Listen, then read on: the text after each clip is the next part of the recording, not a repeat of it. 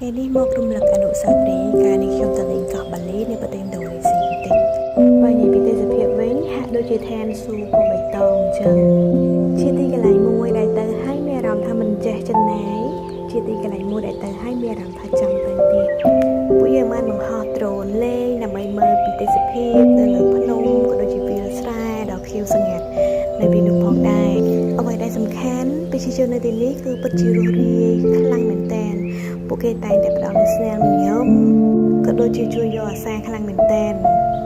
កន្លែងនេះគេសូមមកអួតពីសម្រស់របស់ខ្លួនឯងជាមួយនឹងធម្មជាតិបន្តិចសិនកន្លែងមកមើលបរិយាកាសនៅរីសតដែលខ្ញុំស្នាក់នៅពេលដែលមេឃកំពុងតែភ្លៀងវិញអ្នកទាំងអស់គ្នាយល់ថាមិនដែរបើសម្រាប់ខ្ញុំគិតថាវាស្អាតខ្លាំងមែនតើហើយមានអារម្មណ៍ថាគឺស្ងប់ស្ងាត់បរិយាកាសវិញគឺ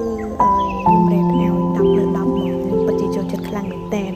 គ្រាន់តែបើកភ្នែកឡើងឃើញធម្មជាតិដ៏ខៀវស្រងាត់គឺខ្ញុំមានអារម្មណ៍ថារំសាយ